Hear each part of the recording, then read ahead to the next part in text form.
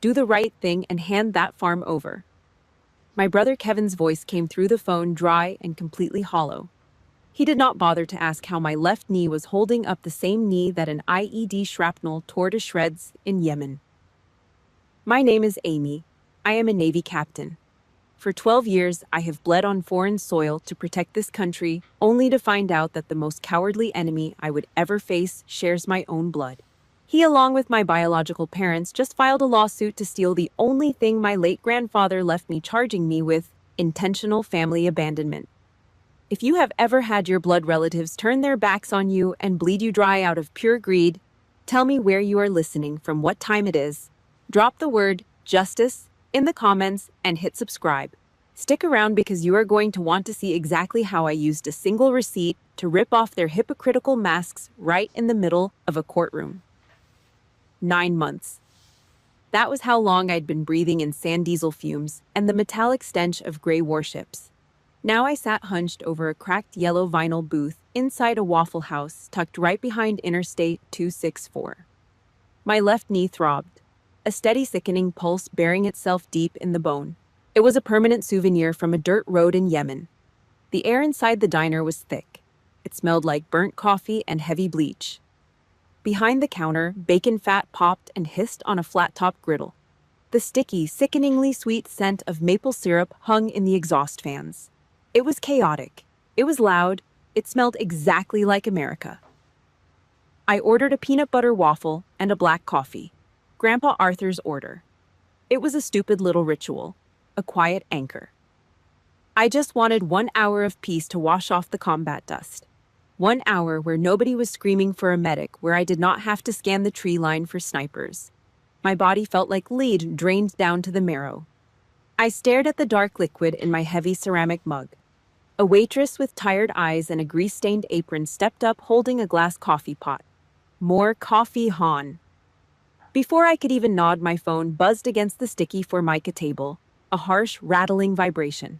I looked down. A new email notification lit up the screen. The sender was a law firm, Sterling and Vance. The subject line was ice-cold, stripped of all humanity. Case file 42338B. A civilian might have swiped it away. Ignored it for a few more hours of peace. But the military wires your brain differently. You do not ignore incoming threats. You assess them immediately. I tapped the screen. The PDF took exactly 3 seconds to load. In those 3 seconds, the entire diner simply vanished. The clatter of heavy silverware, the country music dragging from the corner jukebox, the hum of the highway traffic outside, it all got sucked into a black hole. The only sound left was a high-pitched, deafening ring in my eardrums. Black ink on a blinding white screen.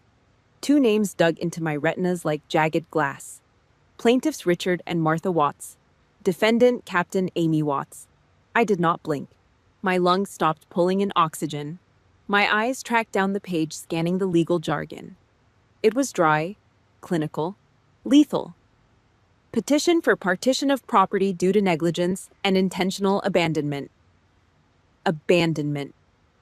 They printed that word 3 separate times on the very first page. It hit like a hammer, striking a raw, exposed nerve over and over again. They were standing in front of a judge accusing me of leaving Grandpa Arthur's log cabin to rot in the dirt. I looked down at my plate. The waffle was dead cold. The peanut butter I had spread on top was already solidifying into a hard, dull paste. A short, harsh laugh scraped its way up my throat. It sounded like grinding metal. There was no humor in it, 0 emotion. The reality was sitting right there in my bank statements. For the last 9 months, my world had been nothing but blast walls, body armor, and gray steel. But I never abandoned a single thing. Property taxes automatically drafted straight from my active duty Navy pay on the 1st of every month. The brand new asphalt roof they got in 2021, I paid for that in full. I used my hazard pay while sitting in the belly of a destroyer in the Arabian Gulf. The busted water pipe last winter, I authorized a wire transfer to a local plumber over a static-filled satellite phone from a forward operating base. Every single cent. Paid in full. Up to date. The lawsuit connected straight to the phone call I received from Kevin just 3 days ago. His voice echoed in the back of my skull. Casual, entitled, Lazy. Mom and Dad and I need the money. You should do the right thing and hand it over. He knew. He knew about the taxes. He knew about the roof. But he played along anyway. He wanted his cut. Not a single question about the blood I lost overseas. Not one damn word about the titanium pins holding my leg together. That casual, indifferent cruelty was a physical blow. It cut deeper than the shrapnel that shredded my flesh. My jaw locked tight. The muscles in my neck tightened into thick cords. I pressed the side button on my phone, turning the screen black. I reached into my front pocket, pulled out a crumpled $20 bill, and slapped it flat onto the greasy table. I stood up. My knees screamed in protest, a sharp spike of agony, but I forced my spine perfectly straight. The posture of an officer. The heavy, suffocating weight of the truth finally settled deep in my chest. This was never about money. They did not need the cash. They were hunting that cabin to smash the only proof that Grandpa Arthur ever believed in me. I survived a war zone, but the truth was undeniable. At home on American soil, the most dangerous enemy I had was my own blood. The dull, throbbing pain in my left knee grounded me. It was a physical reminder of the war I survived in Yemen. But as I sat in my truck outside that diner staring at the lawsuit on my phone, a different kind of pain flared up. An old one. The kind that does not bleed but leaves a scar thick enough to choke you. The first time my family made it clear I was nothing but a burden, I was 17 years old. State basketball finals, fourth quarter. I went up for a rebound and came down wrong. The bone in my left arm cracked. A sharp, sickening snap that echoed on the hardwood. Sitting in the emergency room, I did not feel the pain in my arm. I felt pure, suffocating dread. I stared at the door, waiting for my father, Richard. When he finally walked in, he brought the smell of the auto shop with him. Motor oil, cheap tobacco, and Gojo hand cleaner.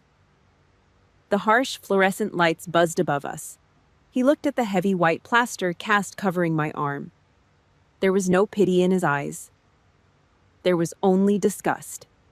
He crossed his arms, his grease-stained knuckles flexing. He let out a short, mocking sneer. "See, I told you this was a waste of time," he said, his voice echoing off the sterile tile walls. "Now you are useless. Who wants a girl with arms as thick as a man?" He did not ask if I needed pain medication. He did not ask what the doctor said. I looked past his shoulder. My mother, Martha, stood in the corner. She stared at the linoleum floor, her hands shoved deep into her pockets. She did not say a word. Her silence was a cold, heavy blanket. It was absolute complicity. That afternoon, I drove my beat-up sedan back to the house using only my right hand. I spent that entire summer working the counter at Dairy Queen, wiping sticky syrup off tables with my good arm to pay off my own hospital bill. I learned the price of my own worth that summer. But the real insult came a year later. My older brother Kevin turned 18. He celebrated by drinking cheap vodka and driving the brand new Ford F-15. My parents bought him straight into an oak tree. The truck was crushed metal and hissing steam. Kevin got a DUI. I expected the roof to cave in. I expected Richard to unleash hell. Instead, my father drove to the precinct and screamed in the face of the arresting police officer. He blamed the town. He blamed the road conditions. A week later, he walked into a dealership, pulled cash from a safe, and bought Kevin a heavier, more expensive truck. "It is an investment," Richard told my mother at the dinner table. "The boy needs to get to work." 2 months later, I walked into the garage. The smell of exhaust fumes burned my throat. Richard was bent over an engine block. I asked him for $200 to attend a summer military fitness camp. I wanted to enlist. I needed to prepare. He did not even look up. He wiped a black greasy rag across his hands and let out a dry, rattling laugh. "No money for that garbage," he muttered. My ambition was garbage. Kevin's criminal record was an investment. There was only one place in that town where I did not feel like a stray dog. Grandpa Arthur's log cabin. He was a World War II veteran. His house always smelled like fresh pine sawdust and sweet pipe tobacco. He never looked at me like I was a mistake. When I was 10 years old, he called me out to the back porch. He reached into his pocket and placed a heavy, cold object into my palm. A a solid brass navy compass. The glass was scratched, but the metal was heavy and real. "The world will try to get you lost, little Amy," he said, tapping the glass with a calloused finger. "They will tell you that you are not smart enough. They will say you are not feminine enough. Do not listen to them. All you ever need to know is your true north. Your honor." He was the only one who saw the fire inside my chest and did not try to drown it. He told me to forge it into steel. If you are listening to this right now and you know exactly how it feels to be the scapegoat in your own home, if you have watched your parents give everything to the golden child while you had to fight for scraps, hit the like button. I want you to drop the word SCAR in the comments and subscribe to the channel. Let me know I'm not the only one who had to build a life out of nothing. The ultimate punishment from my parents came 12 years ago. I was stuck in basic training. The air outside the barracks was freezing. I stood in the hallway holding a cold plastic payphone to my ear. I was not allowed to go home for the funeral. The line crackled with static. It was the only phone call I received from my parents during my entire training. Richard did not call to comfort me. He called to spit poison. "The old man lost his damn mind," Richard hissed through the receiver. "He left the farm to you."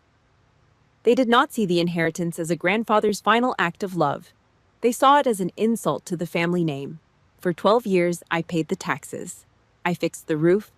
I held on to that cabin because it was the only physical proof on this earth that someone had believed in me. It was not real estate. It was my anchor. Now they wanted to drag me into a courtroom and strip it away.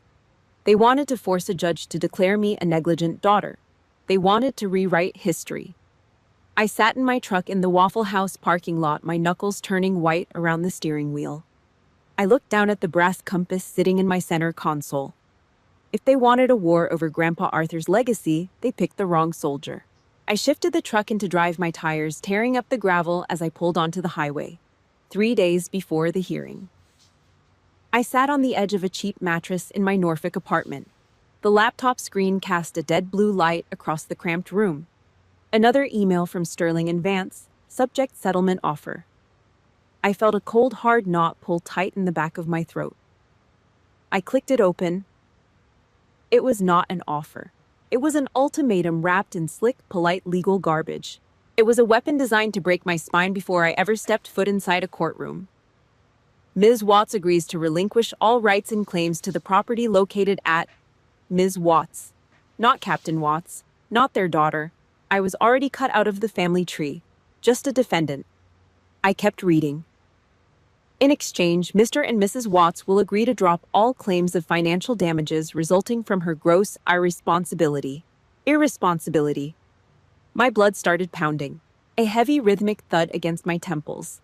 They did not just want the log cabin. They wanted a paper trail of my surrender. They wanted me to sign a legal document confessing to a lie. They wanted me to drop to my knees, hand over Grandpa Arthur's legacy, and give them a piece of paper they could wave around town to prove the rebellious, difficult daughter had finally caved in. They wanted a confession. I closed the laptop. The fan whirred into silence. I walked over to the small closet in the corner of the bedroom. I slid the bifold door open. The tracks ground against the floor with a harsh scrape. I stood there staring into the dark space. This was the moment that decided exactly who was going to walk into that courthouse on Monday morning. On the left side hung my civilian clothes, faded bootcut jeans, soft worn-out t-shirts, a gray flannel. If I put those on, I would walk into courtroom 3B as Amy, the biological daughter. I knew exactly what Richard and Martha would see. They would look at me and see the ghost of that 17-year-old girl with a broken arm, the useless one, the disappointment. If I wore denim and flannel, I was volunteering to step right back into the victim role they wrote for me. I would look like a stubborn kid asking for a pardon. If I did that, I lost the war the second I pushed open the heavy wooden doors. My eyes shifted slowly to the right side of the closet. Hanging perfectly straight, sealed inside a thick black garment bag, was my service dress blue uniform. I reached out and ran my calloused thumb down the nylon zipper. My mind flashed back to my first commanding officer, a hard, iron-jawed man who eventually took his last breath in the frozen mountains of Afghanistan. I remembered the day I passed the final phase of Hell Week. My hands were blistered, my body shaking from hypothermia, but I was standing. He looked at me, his eyes dead serious under the brim of his cover. Watts! His voice rasped in my memory. The people back home will always try to shove you into their own narrow little boxes. Do not waste a single second trying to explain yourself. Honor is not something they can hand out to you. Honor is having the guts to show up exactly as you are, especially when it makes them uncomfortable. For 12 years, my parents controlled the narrative. They told everyone I was playing soldier. They told everyone I abandoned them. They controlled who I was in that town. But this uniform was 12 years of cold, hard truth. I grabbed the zipper and pulled it down. The stale, humid air of the apartment was instantly cut by the sharp, clean smell of pressed wool. It smelled like discipline, like purpose. I pulled the heavy, dark blue jacket and trousers off the rack and laid them flat across the mattress. I turned on the iron. It clicked and hissed, spitting a cloud of hot steam into the air. I grabbed the trousers. I pressed the hot metal down, slowly sliding it along the fabric until the front creases were razor sharp, sharp enough to cut glass. Next came the brass. I opened a small tin of polish. The smell of chemicals filled the room. I took a soft white cloth and rubbed the brass buttons on the jacket, back and forth. The dry, repetitive friction became a rhythm. I buffed the metal until the dull tarnish vanished, leaving bright, glowing gold under the dim bedroom light. Finally, I picked up my ribbon rack. My fingers, rough and scarred, traced the small metal pins on the back. I lined it up perfectly above the left breast pocket of the jacket. Right in the middle of the stack sat the silver star. It was a silent, blinding summary of blood, fire, and survival. I pushed the pins through the thick wool and secured the frogs on the inside. I smoothed my hand over the fabric. I was not going to that courthouse to get into a shouting match with Richard and Martha. I was not going to argue. I was going to introduce myself to them, once and for all. I packed the uniform into a heavy travel bag, grabbed my keys, and walked out the door. The apartment was suffocating. I needed air. I needed space. I got into my truck and hit the ignition. The engine roared to life. I did not want to stay in the city tonight. I put the truck in gear and headed out toward the country, toward Grandpa Arthur's farm. The drive was dark. The headlights cut through the thick Virginia pines. When I finally pulled into the dirt driveway, the cabin was completely black. No porch light, no smoke from the chimney. The smell of damp earth and rotting leaves hung heavy in the freezing night air. I cut the engine. The silence was absolute. It pressed down on the roof of the truck like a physical weight. Sitting there in the cold cab, gripping the steering wheel, the adrenaline from earlier began to fade. The armor cracked just a fraction. I was a 32-year-old combat veteran. I had survived mortar fire. But sitting in my own hometown, parked on the land I paid for, I felt like an absolute orphan. Completely, utterly alone. My parents were sleeping in a warm house less than 10 miles down the road, dreaming of tearing me down. I let out a long, shaky breath. The fog coated the inside of the windshield. Then the silence shattered. Ping! A sharp, bright notification sound echoed in the cab. My phone lit up the dark interior, vibrating against the center console. I looked down. The name flashing on the screen made my chest tighten. It was a message from the other side of the world. The walls of my Norfolk apartment were closing in. I could not breathe in that box. Not tonight. The hearing was scheduled for 8 in the morning. I grabbed my truck keys, slammed the door shut, and left. I drove out of the city. The harsh streetlights faded in the rearview mirror, giving way to the thick, pitch-black tree lines of rural Virginia. I pulled onto the gravel driveway of Grandpa Arthur's farm. The tires crunched loudly under the weight of the truck.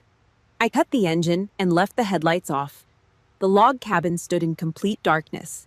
No porch light, no smoke rising from the stone chimney. It smelled like wet soil, decaying pine needles, and the distinct heavy musk of a place left empty for too long. I walked up the wooden steps. The boards creaked under my boots. I did not unlock the front door. I just sat down on the top step. The wood was freezing against my denim jeans. Out of the deep shadows of the yard, a large shape shuffled forward. Buster. Grandpa's old German shepherd. His joints were stiff with arthritis, his muzzle completely white. He let out a low huff, pressed his massive side against my leg, and dropped his heavy head right onto my bad left knee. The dull ache in my joint flared up a sharp warning, but I did not push him away. I buried my rough hands deep into his coarse, thick fur. My breath plumed in the freezing air, turning into white smoke. Less than 10 miles down the road, my parents were sleeping in a warm house. My own blood. Yet sitting on the porch of the property I paid taxes on, I felt like a stray. An exile in my own hometown. The tough officer exterior cracked in the cold dark. I was completely, utterly alone. Ping! The sharp digital sound cut right through the heavy country silence. I reached into my heavy jacket pocket and pulled out my phone. The screen cast a harsh, bright glare across the dark wood of the porch. It was not another legal threat from Vance. The name on the screen was Master Sergeant Morales. He was the biggest, meanest operator on the SEAL team. He was also the closest thing I had to a brother. Word travels incredibly fast in the special operations community. It is a closed loop. Gossip spreads through the ranks faster than a brush fire. Boss, heard you caught some flack from the family back home. I stared at the glowing letters. My fingers were stiff from the biting frost, but I managed to type back. Just some hometown drama. I have it handled. 3 gray dots appeared on the screen. He was typing. The reply hit a second later. Copy that. Whole team says hi. You need us to pay a visit to anyone. My wife's family is terrified of me. Works every time. A short, dry exhale escaped my nose. A ghost of a laugh in the freezing air. Before I could type a response, a large file started downloading on the screen. A video attachment. The loading circle spun. My phone screen lit up to maximum brightness, projecting a square of white light into the dark yard. The video started playing. The quality was terrible, compressed, grainy. It was shot inside a dark, dirt-floored tactical operations tent somewhere in the Middle East. 7 faces crammed into the tight frame of a cell phone camera. They looked like absolute hell. Beards grown out, wild faces smeared with grease, camo paint, and dried sweat. Heavy plate carriers were still strapped tightly to their chests, but they were all grinning. Bright, blinding white teeth against the filth of a combat zone. Tank, our heavy weapons specialist, shoved his massive face right into the camera lens, blocking out the rest of the guys. "Hey, Skipper," he yelled.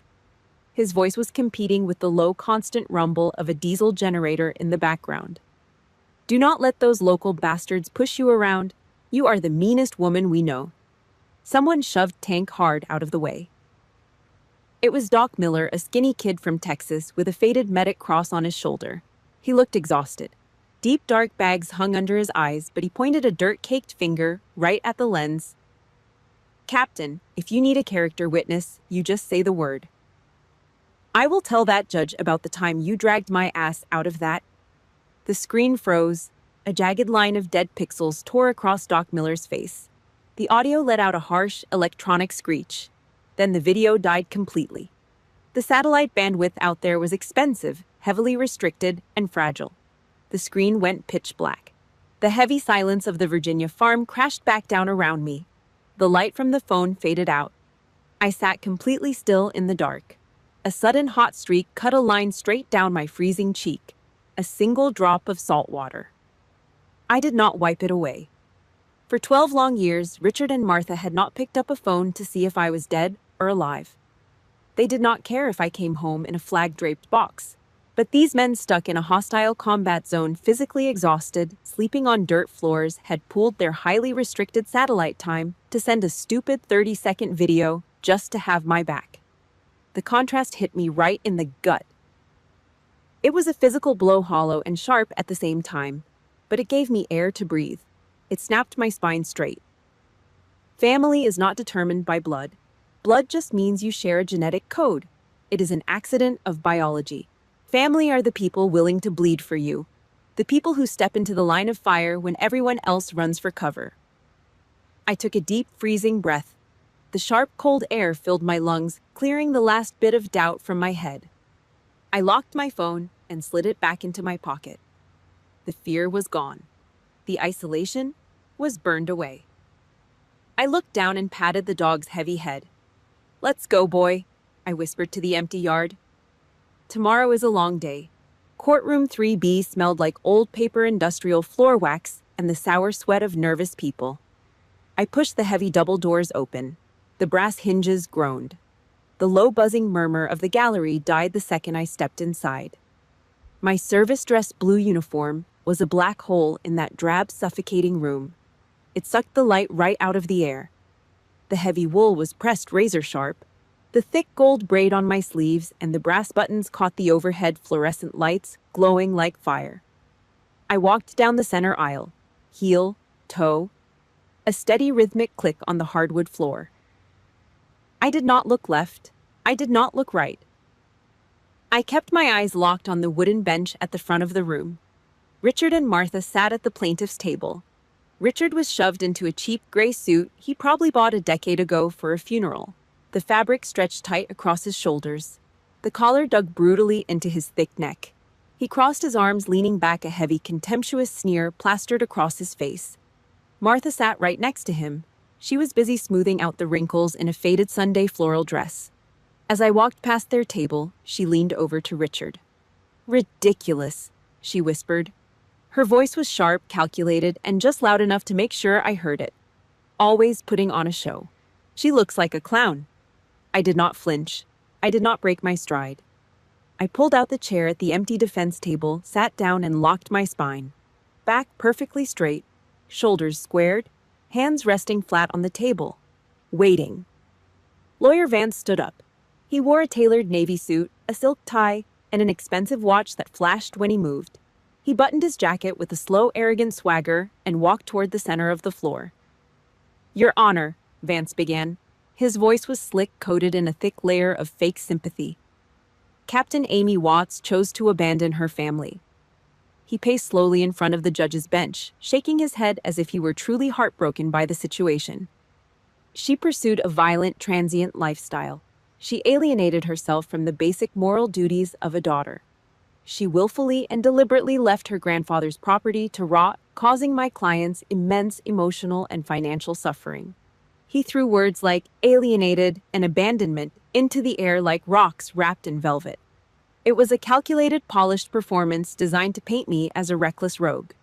But Richard could not handle the slow, methodical pace of legal theater. He was a mechanic. He only understood brute force and intimidation. Richard snapped. He bolted up from his chair. The heavy wooden legs shrieked violently against the floorboards. He pointed a thick, grease-stained finger straight at my face. His skin flushed a dark, violent purple. "She ran off to play pretend soldier." Richard roared, his voice bouncing off the high ceilings and echoing in the gallery. "You think wearing that Halloween costume scares anybody in here? You are nothing." Bang! Judge Harrison slammed his wooden gavel down. The sharp crack cut through the room like a gunshot. "Sit down and shut your mouth, Mr. Watts," the judge barked. His voice carried the absolute freezing authority of the law. "One more outburst and the bailiff will drag you out of my courtroom. Is that clear?" Richard's jaw worked furiously. He glared at me, breathing heavy through his nose before dropping heavily back into his chair. He looked like a caged animal. Vance cleared his throat, adjusting his silk tie, desperately trying to recover his smooth rhythm. "The plaintiffs call Martha Watts to the stand." Martha stood up.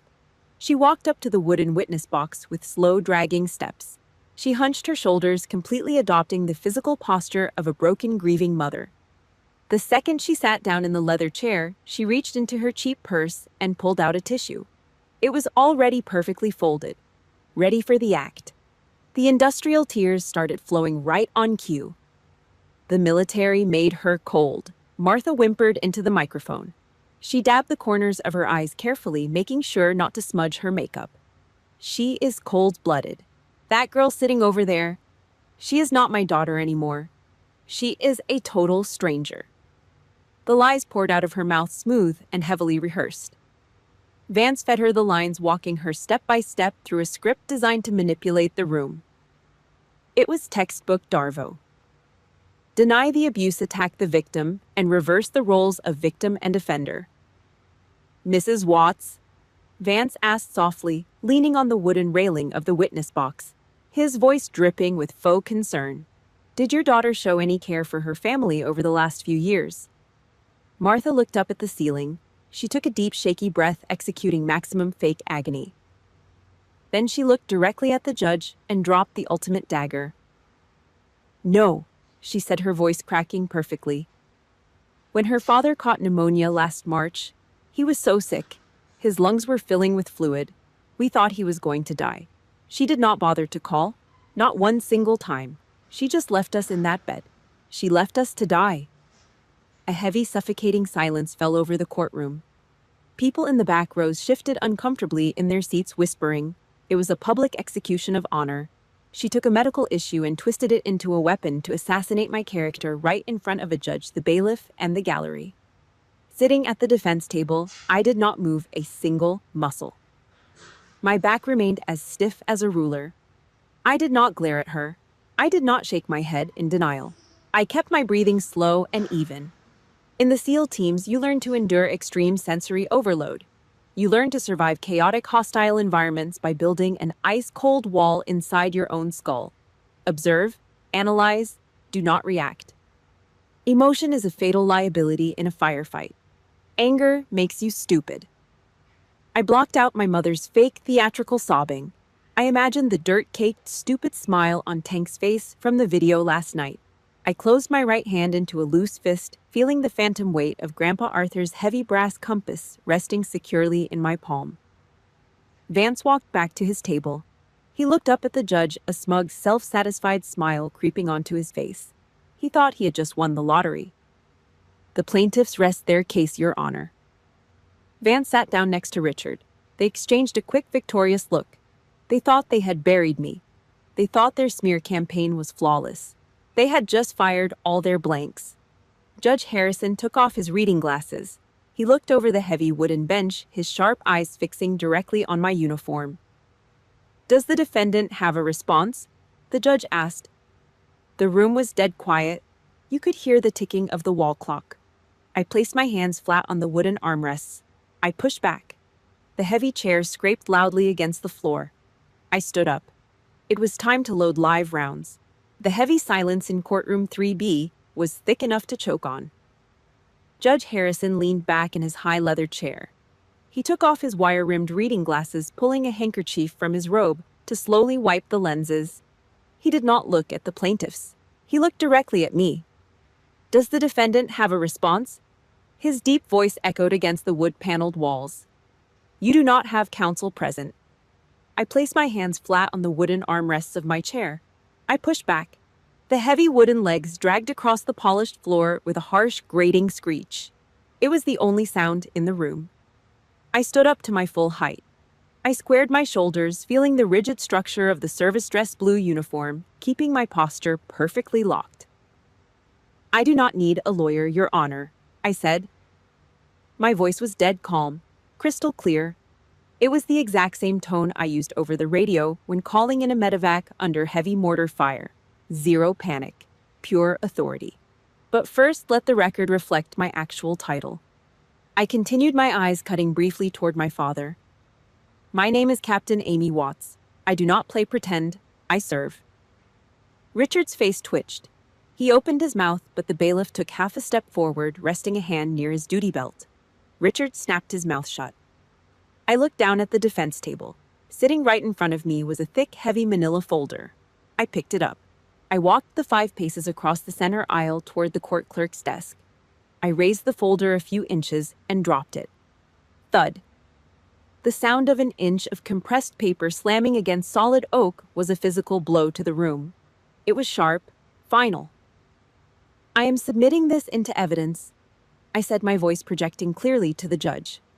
12 years of county property tax records for the cabin in question.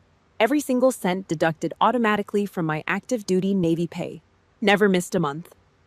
Lawyer Vance blinked, his smug smile faltering. He leaned forward, staring at the folder like it was a live grenade. Furthermore, I stated not missing a beat. An invoice paid in full for a brand new asphalt roof installed in the fall of 2021. The wire transfer was executed from my bank account while I was stationed on the deck of a destroyer in the Arabian Gulf. You will also find a receipt for an emergency plumbing repair during the deep freeze of 2023. I authorized that payment via a static-filled satellite phone from a forward operating base. I stopped. I locked my eyes dead onto Judge Harrison. I have paid for every shingle, every pipe, and every blade of grass on that property, I said quietly, the cold steel in my voice cutting through the stuffy courtroom air. I never abandoned that house for a single day. Vance scrambled. He started frantically flipping through his yellow legal pad, looking for a loophole, a technicality, anything to stop the bleeding. But paper trails do not bleed. They just crush you. I turned my head, slowly.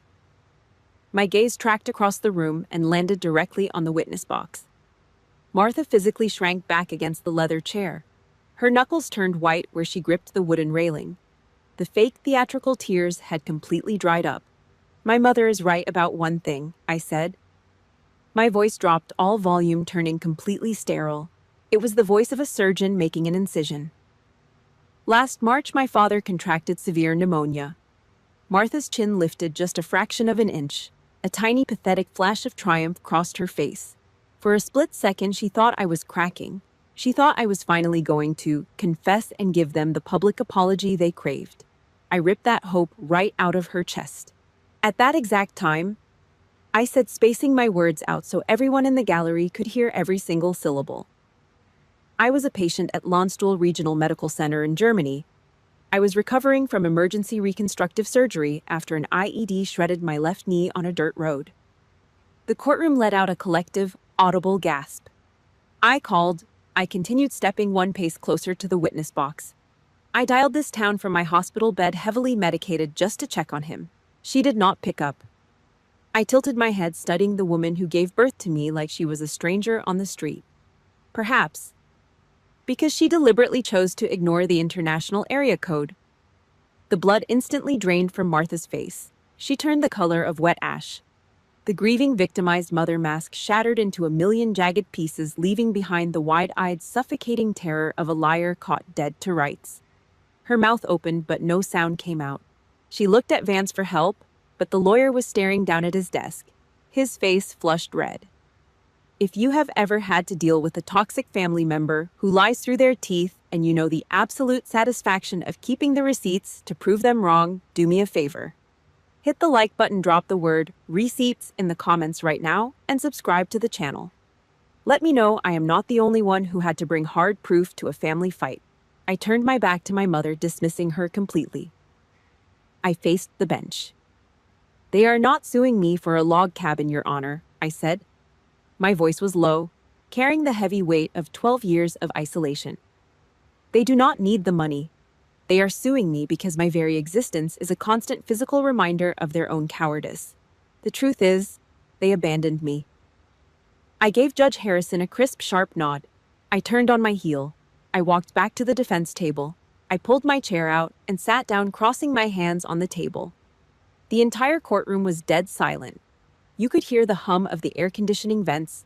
Every single pair of eyes in the room slowly shifted away from me, moving up to the heavy wooden bench, waiting to see what the judge would do next.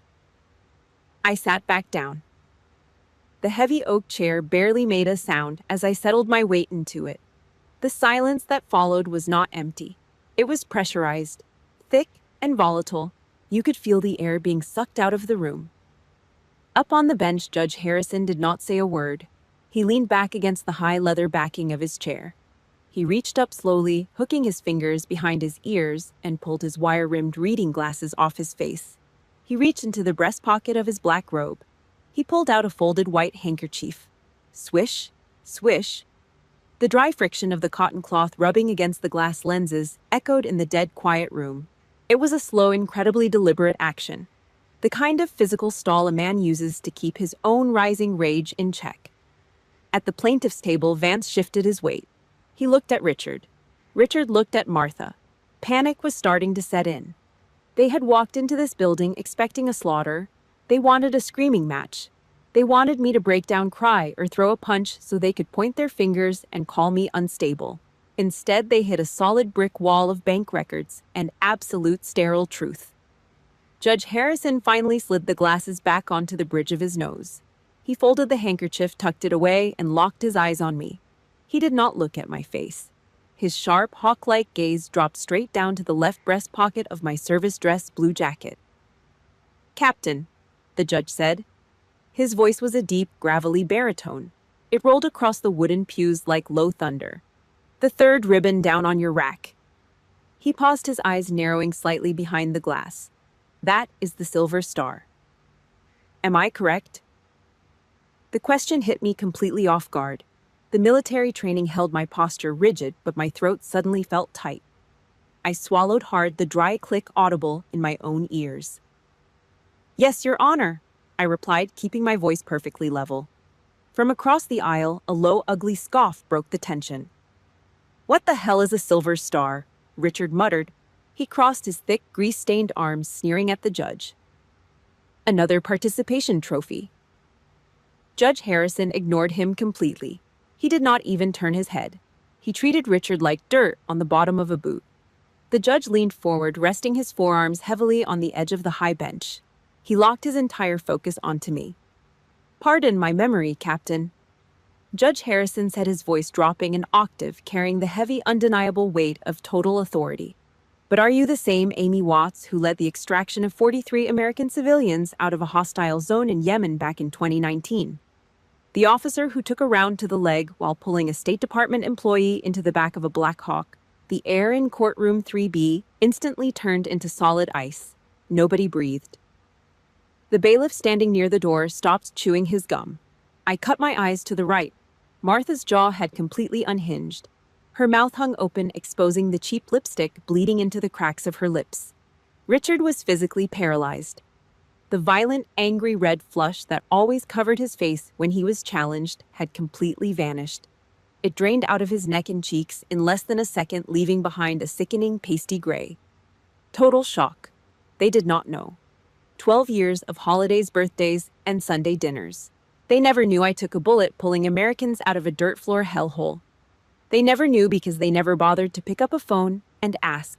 They were too busy nursing their own bruised egos to care if I was breathing. I looked back at the judge. I kept my chin level. "I was just doing my job, Your Honor," I said quietly. Judge Harrison stared at me for a long, heavy moment. A tight, sad smile pulled at the corner of his mouth. "That is a severe understatement, Captain," he said softly. Then the warmth vanished from his face. Judge Harrison grabbed the arms of his heavy leather chair and physically spun it, aiming his entire body directly at the plaintiff's table. He transformed from a neutral referee into the absolute, furious embodiment of American justice. He reached down and grabbed the thick manila folder I had dropped on the clerk's desk. He hoisted it high into the air. "While she was busy paying the taxes on the property you are trying to steal," Judge Harrison roared, his voice shaking the light fixtures, "she was also busy saving the lives of 43 Americans." Smash! He slammed the 1-inch thick folder down onto the solid oak block. The explosive crack made Martha flinch violently, her shoulders curling inward. "And while you two were busy being ashamed of her," the judge continued, his voice vibrating with pure righteous disgust, "the rest of this country owes her a debt of gratitude." He raised his right hand. He pointed a long, accusing finger straight down at Richard's face. "You stand in my courtroom." Harrison growled, his eyes burning holes into my father. "And you call her service playing pretend your daughter is an American hero." Richard's face contorted. The public humiliation was absolute. It was total destruction. The narrow, bitter worldview of a toxic, controlling patriarch was being pulverized into dust right in front of the entire town. Richard opened his mouth to defend himself, to argue, to yell. His throat just locked up. He sat there staring blankly at the judge, a silent, hollow shell of a man who just realized he had lost absolutely everything. Judge Harrison was not finished. He shifted his furious gaze from my father directly onto the lawyer. Vance physically flinched. He gripped the edges of his legal pad, his knuckles turning white, looking like he wanted the polished hardwood floor to crack open and swallow him whole. "Counselor," Judge Harrison's voice hit like a heavy artillery shell. "Do you have a single shred of a defense for this malicious waste of my time?" Vance stammered, sweat beaded on his forehead. He frantically shuffled a stack of useless papers. "Your Honor, my clients, They were not aware of the specific details regarding their daughter's service. They did not know because they never bothered to ask. The judge's roar echoed off the high ceilings, pinning Vance and my parents to their seats. Because they were too busy drowning in their own petty narcissistic pride to find out if the daughter putting her life on the line to defend their freedom was even breathing. Instead, they dragged her into this courtroom to publicly humiliate her. Harrison let the silence hang for 3 agonizing seconds. He sat back down. He pulled his black robe tight across his shoulders, the furious avenger vanishing, replaced once again by the cold mechanical authority of the law.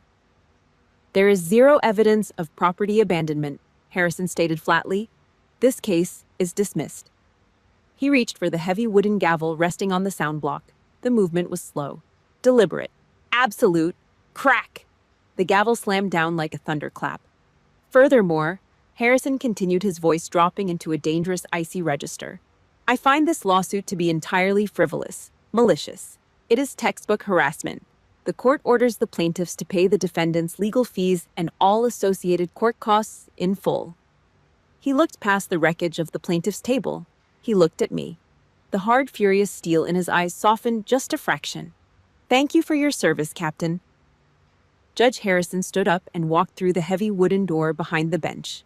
For one full second time, stopped completely. The courtroom was trapped in a vacuum. Then the spell shattered. A guttural, ugly sound ripped out of Richard's throat. It was the raw, animalistic growl of a man who had just been stripped of every ounce of power he thought he had. He swung his heavy, grease-stained fist in a wild arc. Smack! Flesh and bone collided violently with the solid oak table. The sound made the court reporter jump in her seat. Next to him, Martha completely collapsed. The posture of the strong, aggrieved mother vanished. She slumped forward, her face buried in her hands. She did not cry those neat, controlled industrial tears anymore. She sobbed. Ugly, ragged, gasping hiccups tore through her chest. It was the sound of absolute, humiliating defeat. They did not just lose a piece of real estate. They lost their masks. The courtroom, the exact weapon they tried to use to destroy me, had swung back and crushed them in front of everyone. I stood at the defense table watching the total destruction of my own family. I did not smile. I did not feel the rush of victory. I did not feel a damn thing except an overwhelming, bone-deep exhaustion. The 1,000-pound boulder I'd been carrying on my shoulders for 12 years was finally gone. But removing it did not leave me feeling light. It just left a massive hollow crater in my chest. I won the war. But I finally had to accept the truth I had been fighting against since I was 17. My family was dead. They had been dead for a very long time. I turned my back on them, pushed open the double doors, and walked out into the Virginia heat. I did not drive back to the apartment in Norfolk. I drove straight to Grandpa Arthur's farm.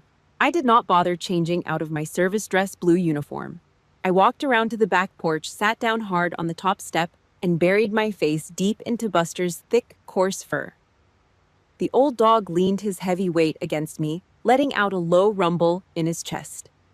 I sat there until the sun dropped below the tree line, painting the sky a bruised, ugly purple. The next 3 days were a blur of physical punishment. When your mind is eating itself, you have to break your body to make it stop. I traded the uniform for a pair of heavy canvas work pants and a faded t-shirt. I went out to the overgrown fence line at the edge of the property. I ripped out weeds. I dragged dead, rotting branches into massive piles. I did not wear gloves. The rough bark and sharp thorns tore into my hands. By the afternoon of the 3rd day, the skin across my palms was blistered raw and bleeding. The physical friction burned, but it was exactly what I needed. It grounded me. I was kneeling in the dirt, wrestling a thick, stubborn vine of poison ivy wrapped around a rusted fence post. I yanked hard. The vine snapped, sending me stumbling backward into the dirt. I sat there wiping the sweat off my forehead with the back of a bloody hand. The late afternoon air was dead quiet, save for the steady, rhythmic buzzing of cicadas in the high pines. Then another sound cut through the noise, a rough metallic rattle, the distinct sound of an old engine with a bad muffler chewing up the gravel on the driveway. I froze. I stood up slowly, wiping the dirt off my knees. Rolling up the long driveway toward the cabin was a faded silver 4-door sedan. My mother's car. The rusted tires of the faded silver sedan crushed the loose gravel of the driveway. The heavy engine knocked twice, rattled violently, and sputtered out. The driver's side door groaned open on dry metal hinges. Martha stepped out. She did not wear the floral Sunday dress. She did not have on the cheap, bright lipstick. Her hair was not perfectly curled. She wore baggy, faded gray sweatpants and an oversized, dull blue t-shirt. She looked small, deflated. The courtroom had stripped her down to the bone. She looked 10 years older than she did 3 days ago. I did not stand up. I stayed on my knees in the dirt. I gripped a thick knot of crabgrass and pulled hard. The rough, sharp blades sliced into the open, weeping blisters on my palms. I welcomed the sting. It kept my mind sharp. It kept the ice in my veins from melting. I maintained absolute defensive posture. Martha walked slowly across the yard. Her steps were hesitant, dragging. She stopped 3 feet away from me. She looked down at the freshly cleared dirt along the fence line. "It looks better out here," she said quietly. "You fixed it up." I did not answer. I dug my fingers deeper into the cold Virginia soil and ripped out another root. Martha took half a step closer. Her hand trembled as she reached into her pocket. She held out a small square piece of paper. The edges were worn soft. The image was faded into a dull, scratched sepia. I recognized the shape immediately. I was 5 years old, sitting high on Grandpa Arthur's broad shoulders, grinning wide and missing 2 front teeth. "He would be very proud of you," Martha whispered. Her voice was completely ruined, raspy and cracked. I did not reach for the photograph. I did not look up from the dirt. Martha took a shaky breath. It sounded like it physically hurt her chest to speak. "Your father, he was just terrified. The thought of losing you over there in those war zones, it terrified him. And with a man like Richard, fear always turns into rage. It is the only way he knows how to feel anything." I finally let go of the weeds. I wiped the back of my wrist across my forehead, leaving a streak of dark mud above my brow. I looked up. I locked my eyes dead onto hers. "Why are you telling me this now?" I asked. My voice was a flat, empty void. For the first time in my entire life, my mother's eyes looked haunted, hollow and fully broken. "Because the judge was right," she said, her chin quivering. "We did not know. Because we never bothered to ask you." She swallowed hard. She clutched the old photograph to her chest. After the national news report aired about that rescue in Yemen, Martha continued, the words tearing out of her throat. "Your father found the footage on YouTube." My heart slammed against my ribs, one hard, violent beat. "He watched it," she whispered, "over and over again, late at night. He did not tell anyone. He did not tell me. I only found out because I accidentally saw the search history on his computer." I stared at her. The air in my lungs turned completely still. The grease-stained mechanic. The man who called my ambition garbage. The man who yelled at a judge that my uniform was a Halloween costume. He sat alone in the dark, watching his daughter pull civilians into a helicopter under heavy enemy fire. He knew exactly who I was. He knew exactly what I did. But his massive, stubborn ego refused to let him admit he was wrong about the 17-year-old girl with a broken arm. He was too much of a coward to say he was proud. So he locked his pride away in a digital search history and pretended I did not exist. He chose his own toxic pride over 12 years of knowing his daughter. "What do you want, Mom?" I asked. My voice was cold iron, cutting straight through the excuses and the tears. Martha looked at me. She truly looked at me. Her eyes held a strange, desperate anchor. "This Sunday," she said, her voice dropping to a desperate plea. "Come over to the house for dinner. I am making the fried chicken you like." The idea was completely absurd. It was jarring. After 12 years of frozen silence, after a brutal public execution in a courtroom where she lied under oath, she was offering fried chicken. But in a blue-collar household, that is exactly how it works. There are no long, tearful apologies. There are no deep conversations about trauma. There is just a plate of hot food. It is the ultimate white flag. "I do not know," I said, looking back down at my bleeding hands. Martha took a step closer, her pride finally permanently shattered. Please, she begged. The crack in her voice was pathetic and real. Your father. He will be there. He agreed to it. I looked up at her again. I did not see the heartless monster who sat in the witness box anymore. I just saw an exhausted, aging woman who had followed the wrong path for far too long, and now she was standing at the end of it, completely alone. I will think about it, I said. Martha nodded slowly. She did not push. She turned around, walked back to the rusted silver sedan, and got into the driver's seat. The engine rattled violently to life. As the car rolled slowly down the driveway, kicking up a thick cloud of gray dust into the late afternoon sun, I stood up. I wiped the dirt off my heavy canvas pants. I looked down at the blood drying on my calloused palms. I told her I would think about it. But I already knew the truth. I was going. Sunday morning, I parked my truck by the curb. The front lawn of my childhood home was a mess of overgrown weeds and a rusting engine block sitting in the tall grass. A tight, heavy coil of anxiety twisted deep inside my stomach. I had faced armed insurgents on dirt roads in the Middle East with less physical fear than I felt staring at that peeling white front door. I did not wear the service dress blue uniform this time. I was not here to declare a war or intimidate anyone. I did not wear faded jeans or a comfortable flannel shirt either. I wore my working khakis, the standard daily uniform of a naval officer. It was a simple, physical boundary. A quiet statement of identity. This is who I am every single day. This is me. I walked up the cracked concrete steps. Before I could even knock on the wood, the door pulled open. Martha stood in the entryway. She was wiping her hands furiously on a kitchen towel. She forced a nervous, fragile smile. The heavy, suffocating smell of hot peanut oil, fried chicken, garlic, mashed potatoes, and buttery biscuits spilled out of the house and into the cold morning air. It was the exact smell of 1,000 dinners from a lifetime ago. A smell designed to cover up the silence. I stepped inside. The house felt smaller than I remembered. Richard was standing over the stovetop. He held a pair of long metal tongs flipping thick, battered pieces of chicken in a heavy cast iron skillet. He looked completely out of place. A mechanic standing in a small kitchen trapped inside his own house. He looked up. For a fraction of a second, that old, rigid, toxic pride flashed across his heavy jawline. Then it vanished just as quickly. He dropped his gaze back to the popping grease. "Come on in," he muttered gruffly. "Chicken is almost done." The air in the dining room was incredibly thick. 12 years of toxic waste, silent resentment, and broken glass hovered right over the wooden table. Nobody talked about the lawsuit.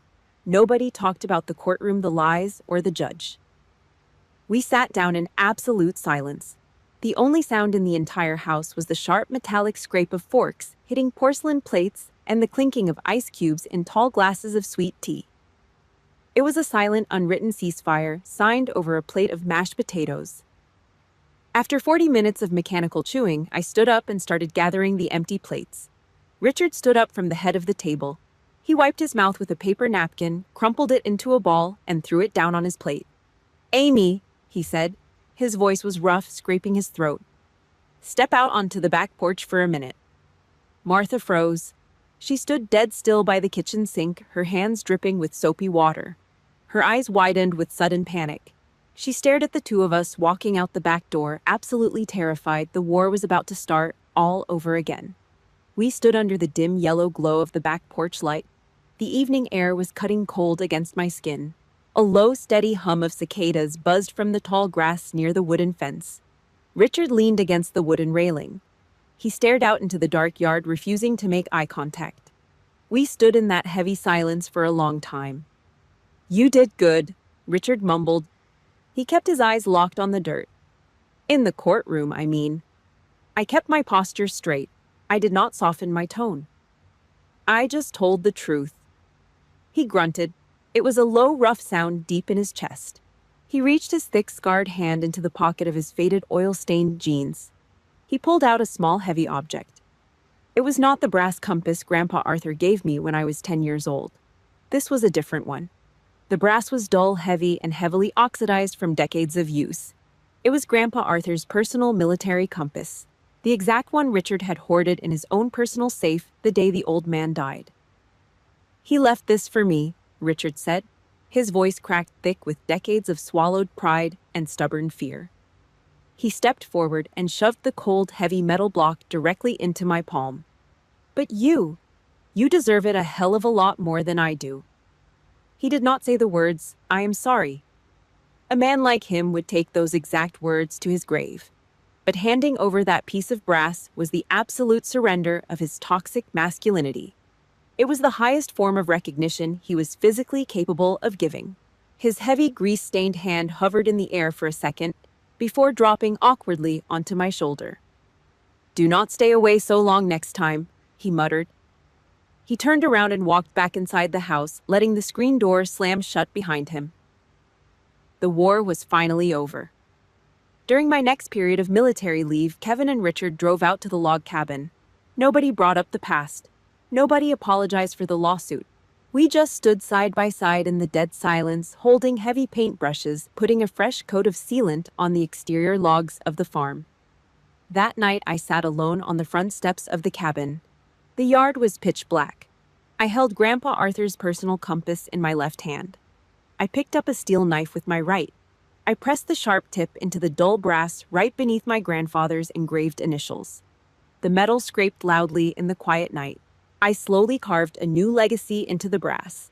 A single permanent line of truth. Forgiveness is the highest form of discipline. If this story hit home, hit the like button, drop a comment, and subscribe to the channel. Thank you for listening to my journey. I will see you all in the next video.